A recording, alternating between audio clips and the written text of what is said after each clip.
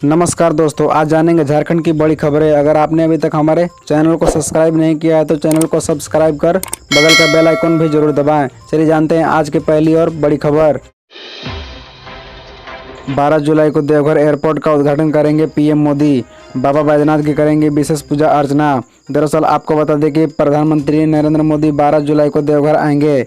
इस दौरान वे एयरपोर्ट और एम्स के 250 बेड के अस्पताल का उद्घाटन करेंगे।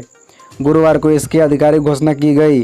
प्रधानमंत्री के दौरे के मद्देनजर झारखंड के मुख्य सचिव सुखदेव सिंह व नागरिक विमान मंत्रालय के सचिव राजीव बंसल के अलावा झारखंड के डीजीपी नीरज सिन्हा गुरुवार को देवघर पहुंचे। इसी दौरान यह जानकारी दी गई कि पीएम 12 जुलाई को देवघर आएंगे। प्रधानमंत्री नरेंद्र मोदी देवघर में सबसे पहले बाबा बैजनाथ की विशेष पूजा अर्चना करेंगे। उसके बाद इंटरनेशनल एयरपोर्ट का उद्घाटन भी करेंगे। वहीं देवघर कॉलेज मैदान में जनसभा को भी संबोधित करेंगे। केंद्रीय नागरिक विमान सचिव ने कहा कि एयरपोर्ट उद्घाटन के अगले दिन से यहां से दिल्ली, मुंबई, कोलकाता के लिए उड़ानें भरी जाएगी। झारखंड में 1 जुलाई से सिंगल यूज प्लास्टिक पर रोक। ईयरबड्स से लेकर कप और प्लेट पर बैन। उल्लंघन करने वालों पर होगी कार्रवाई। दरअसल आपको बता दें कि राज्य में 1 जुलाई यानी शुक्रवार से सिंगल यूज प्लास्टिक पर प्रतिबंध लागू हो गया है।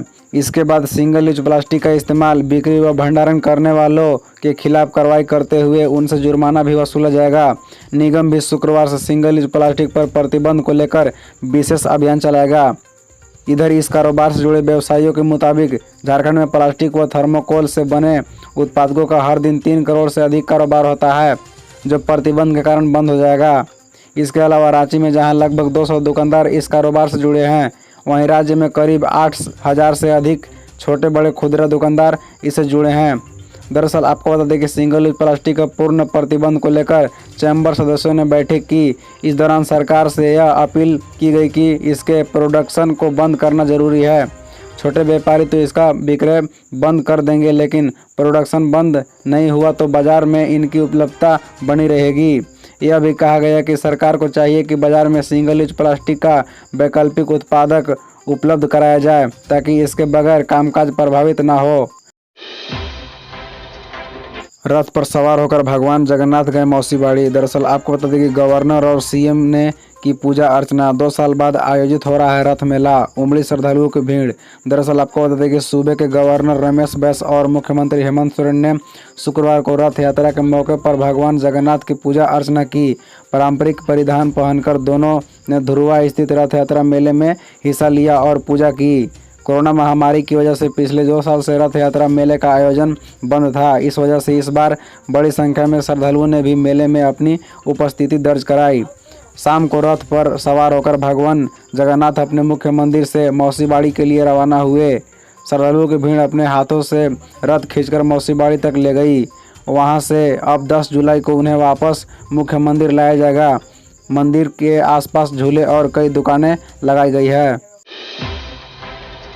मानसून की बारिश ने बदला मौसम का मिजाज। रुक रुक कर राजधानी में हो रही बारिश। संताल समेत 5 जिलों में 4 जुलाई तक ऐसा ही रहेगा मौसम। दरअसल मानसून की बारिश ने राजधानी समेत आसपास के इलाके में मौसम का मिजाज बदल दिया है। रांची स्थित मौसम विज्ञान केंद्र के अनुसार झारखंड में मानसून टर्फ का असर पड़ा है। झमाझम बारिश के साथ राज्य में मानसून फिर से सक्रिय हो गया है। राजधानी रांची समेत कई इलाके में रुक रुक कर तेज बारिश हो रही है। इसी बीच बंगाल की खाड़ी में निम्न दबाव वाला क्षेत्र बनने से पूरे राज्य में 4 जुलाई तक बारिश होने के पूर्वानुमान है। दरअसल आपको बता दें कि मौसम वैज्ञानिक अभिषेक आनंद ने कहा कि मानसून के फिर से सक्रिय होने से राज्य भर में बारिश होगी। मौसम विभाग ने 1 जुलाई को भी संताल परगना सहित रांची, गुमला, सिमडेगा, लोहरदगा, जमशेदपुर में भारी बारिश की संभावना व्यक्त की है। उन्होंने कहा कि बारिश के साथ साथ कई इलाकों में वज्रपात की होने की शंका है। स्वास्थ्य मंत्री बन्ना गुप्ता की बड़ी घोषणा। विधानसभा में लाएंगे मेडिकल प्रोटेक्शन बिल। झारखंड के 5 सीएचसी सम्मानित। दरअसल झारखंड सरकार के स्वास्थ्य मंत्री बन्ना गुप्ता ने कहा कि राज्य सरकार चिकित्सकों एवं पारा मेडिकल कर्मचारियों की सुरक्षा के लिए मेडिकल प्रोटेक्शन एक्ट लागू करने को लेकर गंभीर है। इसे लेकर शीघ्र दोबारा प्रस्ताव कैबिनेट में लाया जाएगा। कैबिनेट की स्वीकृति के बाद विधेयक झारखंड विधानसभा में लाया जाएगा। मंत्री बन्ना गुप्ता शुक्रवार को राष्ट्रीय चिकित्सक दिवस के अवसर पर प्रोजेक्ट भवन रांची में चिकित्सकों के सम्मान समारोह को संबोधित कर रहे थे। उन्होंने इस अवसर पर क्लिनिकल एस्टेब्लिशमेंट एक्ट के कुछ प्रावधानों को जटिल और अव्यवहारिक बताते हुए उसमें संबोधन की बात कही। मंत्री ने कोरोना नियंत्रण के चिकित्सकों की भूमिका की सराहना करते हुए कहा कि सरकार भी उनके चेहरे पर मुस्कान लाने के लिए कृत संकल्प है। भगवान राम ने स्थापित किया था शिवलिंग, बैतरणी नदी तट पर करे श्री राम के पैरों का दर्शन। दरअसल आपको बता दें कि झारखंड का पश्चिमी सिंहभूम अपनी खूबसूरती के लिए जाना जाता है। यह इलाका जंगलों और पहाड़ों से घिरा हुआ है।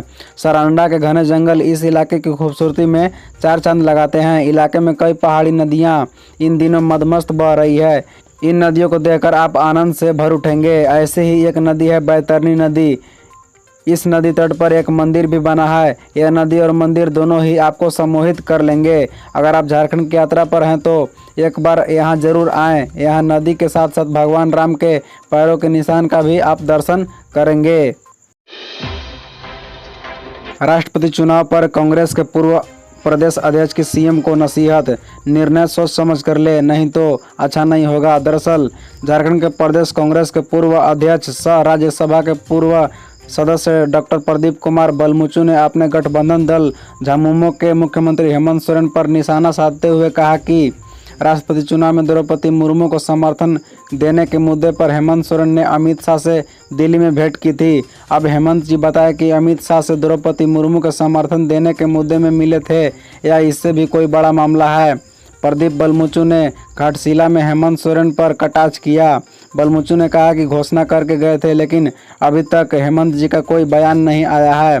बलमुचु ने नसीहत देते हुए कहा कि हेमंत जी कोई भी निर्णय ले सोच समझ कर ले, उसका खुलासा करना चाहिए। गठबंधन में ऐसा निर्णय ना हो जिससे साथ चलने वालों के पक्ष में ना हो। ऐसा निर्णय ना ले जो आने वाले दिनों के लिए अच्छा ना हो, जिससे कि आने वाले समय में कोई खटास उत्पन्न ना हो। झारखंड में शिक्षक प्रशिक्षकों की होगी नियुक्ति, जेपीएससी को भेजी गई अनुशंसा। पहली बार हेमंत सरकार ने उठाया कदम।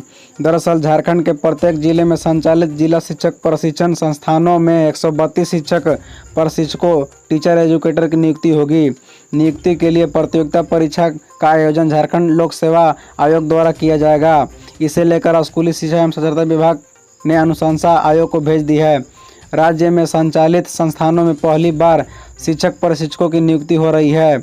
इसी तरह हर दिन खबरों को जानने के लिए हमारे इस चैनल को सब्सक्राइब कर बगल का बेल आइकन जरूर दबाएं। धन्यवाद।